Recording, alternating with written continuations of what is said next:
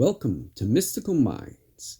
I am your host, Jamie Girard, and today I will be reading Poetry and Prose from Danny Martin Girard. He's the author of the Poetic Cues trilogy.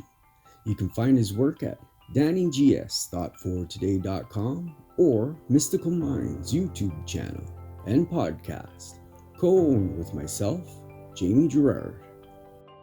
Have faith and seek within. Wake up with a yearning in your heart that all is well. Everything is working together for your good and humanity. Wake up knowing the infinite and limitless intelligence is inside you, guiding you and causing you to triumph.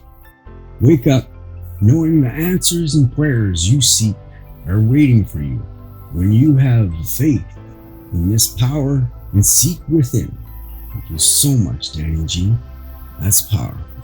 And I believe if you seek within, you'll get everything you desire.